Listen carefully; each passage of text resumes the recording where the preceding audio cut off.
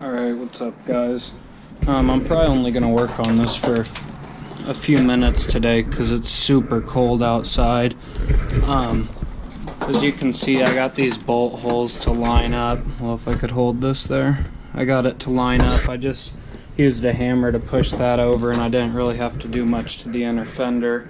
But it only came with like the bolts to hold the turbo on for one of them, and these bolts are too long, so they're not even going to work for this side.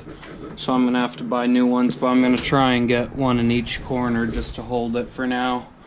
And then I don't really know what I'm going to do next because I'm going to need someone's help to hold the other piece of piping on this side to get the V-band clamp on down there. So yeah, I'm going to try and get those two bolts in real quick. Alright, well that was actually pretty easy to get those two in. I got one in this corner and one in that corner. So it's kind of sitting in there now. I don't know how I'm going to run a filter on this, but I mean, I'm not really too worried about that right now. Hopefully this weekend it's supposed to be warmer so I can get the intercooler put on. I thought it was going to be really easy, but all the way down there, those two lines come back over here, I'm pretty sure, and they're for the power steering. So I'm probably gonna have to get rid of the power steering. I'll probably leave the pulley and just like drain the fluid and loop the lines together or whatever, something like that. I'm not really sure. I gotta decide what I'm gonna do about the power steering.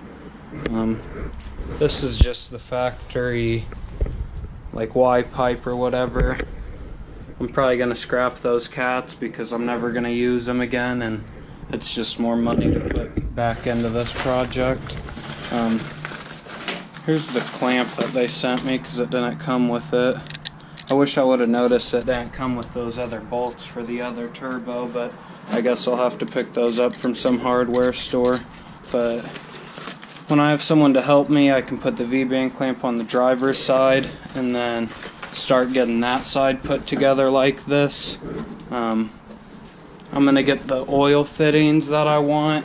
I was gonna drill the oil pan, but I don't really want to drill into it because I can't get the pan off, so there's gonna be shavings in there or whatever. And I was reading somewhere you can use like a punch and start with a really small one and work your way up to a bigger one, and then just like use that and then tap it and just punch through it. So I might try that. Pretty sure the pan on this is aluminum, but I'm just gonna put a threaded fitting in there with barbs on one side probably, and then run a rubber line up a little bit, and then put like a Y in there, and then run a rubber line to one of the drains up there, and then another rubber line to the drain up there. Because I can't wait to get the oil fittings hooked up so then I can hear these spool. But I'm gonna try and find some other little things to do right now. I gotta figure out about the downpipes too or whatever. Like I said, I want to put them through the hood just so it's easier. But this is the way it wants to sit. Like right now, if it was attached to that, it would be going to the left. So the easiest thing I can think of is cut this here and then just turn the pipe like 90 degrees. So then it's sticking up. And then I'll probably be hitting this line right here. So I might just get rid of all these AC lines and leave the compressor in there so I don't have to buy the pulley for it. And it'll just like make more room. And then that can just come out of the hood straight up here. And on this side, it'll come, I might be able to make it come back this way and then up here so that it's like even, but I'm not sure. The hood that I have is already ruined from when it got hit on this side, so I don't really care. Whatever like I do just to make it work. And then if I do get rid of the AC lines down there, it'll be easier to put this in to attach it to the manifold and have the wastegate down here.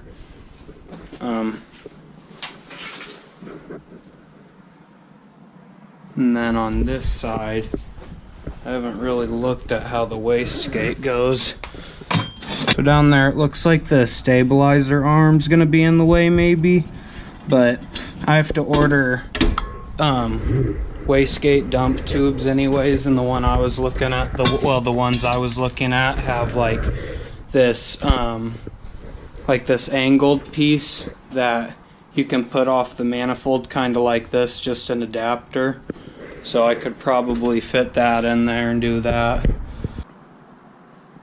It's supposed to be warmer this weekend though, and I'm gonna pull probably those AC lines, finally get the bumper off so I can figure out how I'm gonna mount the intercooler, buy the stuff for the oil fitting so I can start to at least like think about how I'm gonna plumb that up, and then get help for this side so then I can get this turbo kind of set in there and figure out what I'm gonna do with these.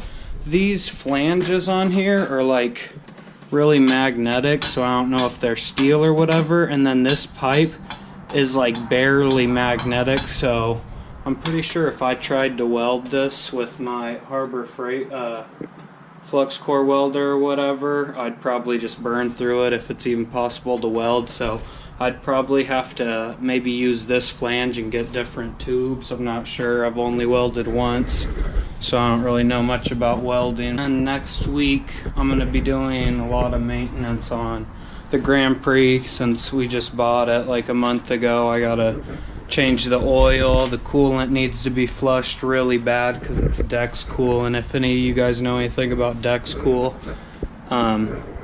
it's like extended life coolant, but if you put the green coolant with the Dex Cool, it sludges up really bad, and I think that's what the last owner did, and so it needs a flush. It might even end up needing a radiator if I can't get it unplugged, but it needs that, the oil change, a fuel filter, a thermostat. Eventually it's going to need a lower intake manifold gasket, just because that's a common problem on that car.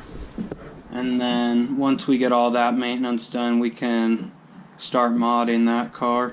And that one right now, it's at 260 horsepower at the crank, and hopefully by the time we're done with that, it's like at least close to 400, if not like 450 to the crank. The more the better.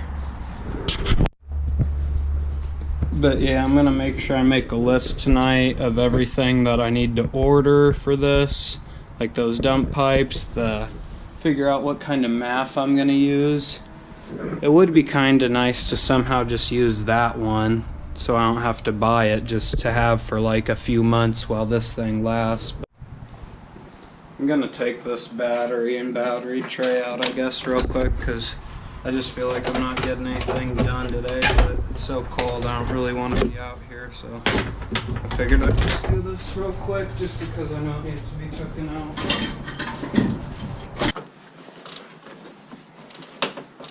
And I've been reading a lot about what kind of engine I want to put in this after for like the LS swap, and I think what I've decided is to get a LQ4 or an LQ9, and they're both 6 liters. The LQ4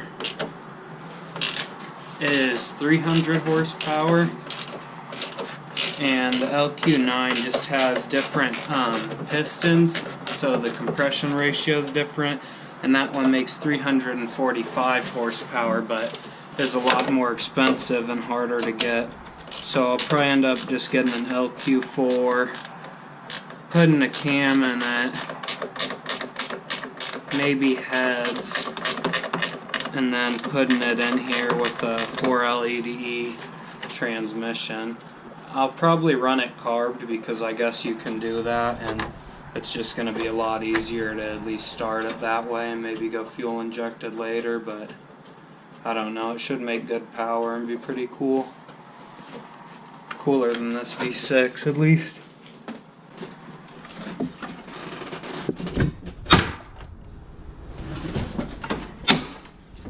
Well, that works.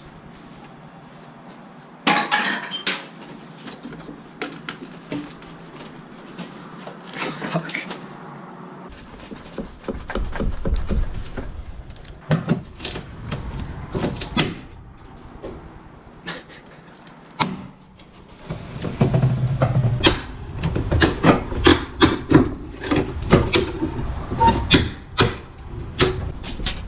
Well, I got half of the tray out. The battery tie down I got with the car. It's pretty legit. I got the tray out after breaking it. There's like a bolt still in there, but I didn't feel like going underneath it and trying to take it out, so I figured I'd just break it out. That's it for today. Like I said, I'll be doing a lot more on this this weekend. I should have it almost ready once the oil lines get put in to at least start and hear the turbo spool, and then I'll need to plumb up the intercooler, and I'm not sure how that's gonna go, but I'll figure it out. Here's all that corrosion down in there I was talking about. It's so gross. Ever since I've gotten this car though, the positive's always been corroded. No matter if I clean it or whatever, it just always comes back. Make sure you like, comment, and subscribe, and stick around for this weekend when I get some more done on this, and then next week when I do some stuff on the Grand Prix. Thanks for watching.